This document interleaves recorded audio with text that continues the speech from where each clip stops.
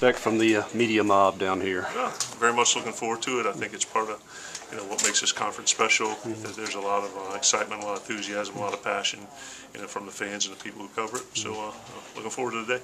You've been kind of following what the other coaches say at this event? I've watched about 3 minutes total of it. We were on the bus up to Children's Hospital in Jackson yesterday, and the bus driver had it on the TV, so I've very, very small amount of it. Coach, in years past, folks in the media have famously picked MSU towards the end. Now there's some buzz that this team could be a contender in the West. How do you manage those expectations?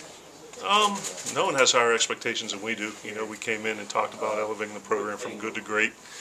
So we want to be the best Power 5 team in the state. We want to be the best team in the conference and ultimately the best team in the country.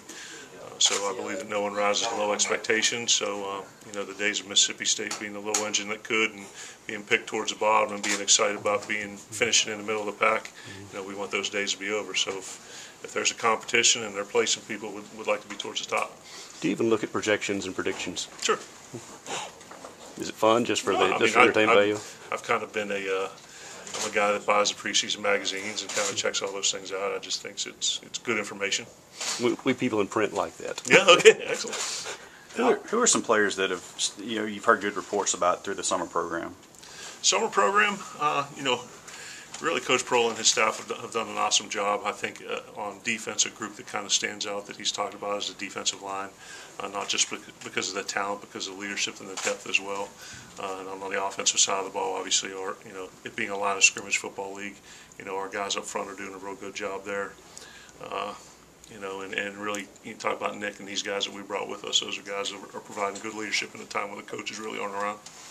Coach, offense is obviously your calling card, but they have potential of the nastiest front sevens and back fours, just all around good defense. What kind of a luxury is that to you as an offensive-minded coach? I'm actually thinking of turning in my offensive play calling card and moving over to defense. No, I'm not. But no, we're to have a defense of this caliber and the front seven led by Coach Baker and Coach Shoup coordinating the whole deal. And we have a chance to be something special this year. And when you can stop the run and pressure the passer, it makes the job a lot easier for the guys on the back seven. And certainly we don't have just talent at that position, but a lot of depth. So I'm very excited to see what our defense is going to do this year. You talk about this being a line of scrimmage league. Is that any coincidence that I think 10 defensive linemen and 7 linebackers were picked to represent the various schools here this year? No, I think that probably very representative. The size, the speed, the athleticism. I think it's something that stands out across the board, and I think that's probably why you see a lot of those guys here. What have you got planned for the next couple of weeks before camp starts? Next couple of weeks, we'll get done here. We have the Mississippi High School Coaches Clinic coming up here the next few days. Staff has a weekend off. We'll come back into the office on the following Wednesday. Then we have a couple recruiting deals going on that weekend, and then back at it full speed ahead on that Monday, preparing for camp.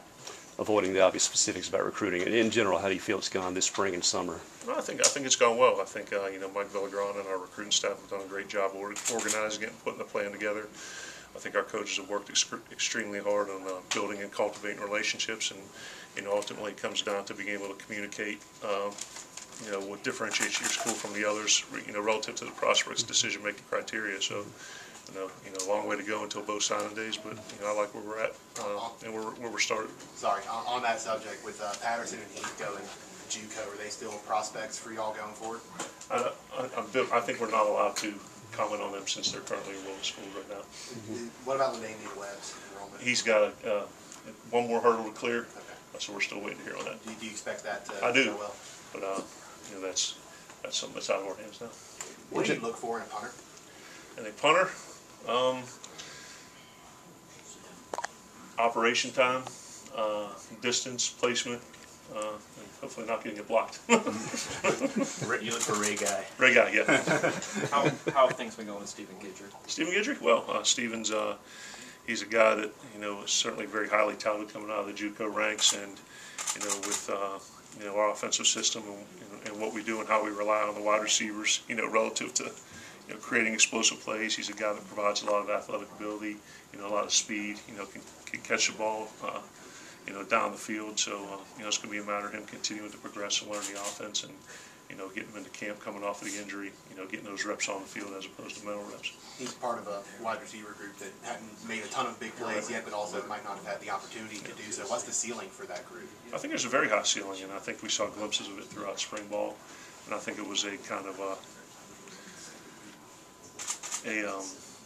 combination of them learning the offense but still creating plays. So I think as we go forward and they have a better understanding of not the just what to do, but why and how, we'll see continued increase on their production, and certainly our commitment to throwing the ball down the field will give them a lot of opportunities. He's right over there, so obviously we can ask him this. But Oh. Nick, is there any more restrictions, anything on him, or is he 100% No, he's clear to do everything?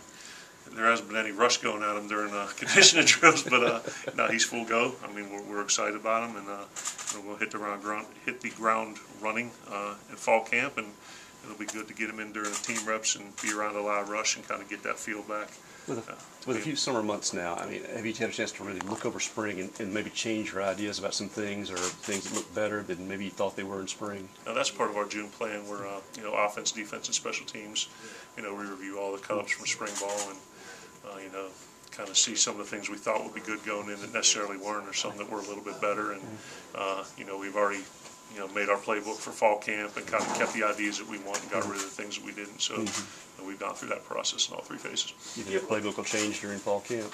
During fall camp, yeah, there's always times, either during camp or a small tweak during the season and game plan preparation. But it's never a wholesale change. It's just something maybe where a guy steps up, or really sometimes the new tweaks and new nuances in offense are something that you see on film and say, hey, could we do this or build off of this from this play? Do you have a benchmark for where you want a completion percentage? 65 has kind of always been our benchmark.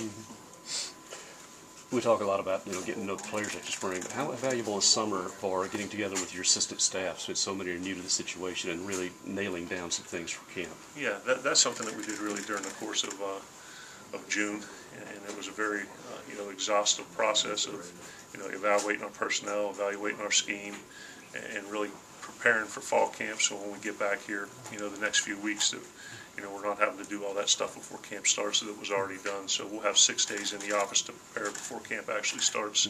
And that'll be a time where we look at a couple of our first few opponents, kind of spend a day on each of those, go back and review our installation plan for fall camp, and make sure the playbook's good, make sure the depth charts are right, make sure all the practice plans are in order.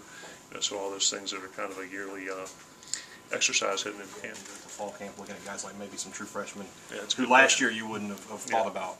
And we've had a kind of preliminary discussion on that, where we kind of put guys into 3 categories where everybody looks at the role and thinks automatically of the incoming class of freshmen.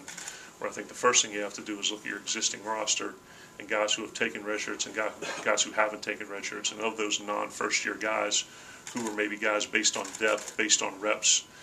Could you play them in 4 games and still save a year of eligibility for those guys? So we kind of have those guys in a group, and then the incoming guys. And I think really the process of playing them during the season, where you have the 4 games, it's going to be based on how they progress during camp and saying, all right, this is at Penn State. I thought James had a great idea. He called it green light, yellow light, red light, where it was true freshmen you knew you were going to play during the season, guys you may play, and guys you knew you didn't want to play.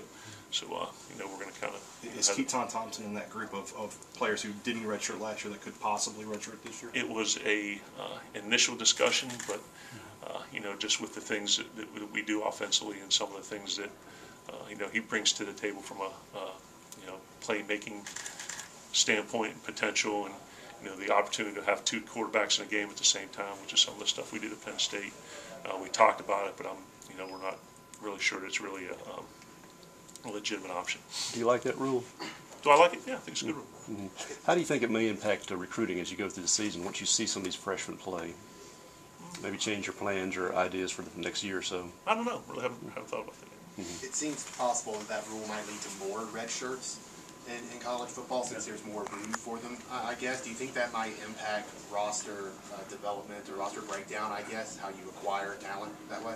I think it'll be more kind of what you said at the beginning, just determining you'd prefer to preserve as many red shirts as possible, and knowing that you get the 4 games, who are the people that are going to be able to impact the season in a positive manner, above and beyond those 4 games where you want to utilize a year of eligibility for those guys. So I think it'll be an exercise that you have to stay on top of it and just make sure that if you're going to play a guy above those 4, it better be in a substantial manner. Obviously, a lot. One more. Oh, okay. I was just say, obviously, there's still yet to be seen of what comes out of it. But do you have any kind of opinion on sports gambling coming into the college game, and is that something you've thought about or talked about with the guys or anything like that? You know, Commissioner Sankey put out a statement the other day, what I read, and I thought it hit the nail on the head. You know, between President Keenum and Mr. Cohen, you know, we're going to have a plan together, and obviously, you know, sports betting, it didn't just start, you know, it's just becoming legalized in our state. So I think the biggest part of it will be, you know, education for our players and letting them know the things from a compliance standpoint and, you know, integrity of the game standpoint. So I don't necessarily know that it's going to be something that's a new revelation, but I think the educational aspect of it, you know, because it's hitting close to home, that'll be the thing we've got to emphasize.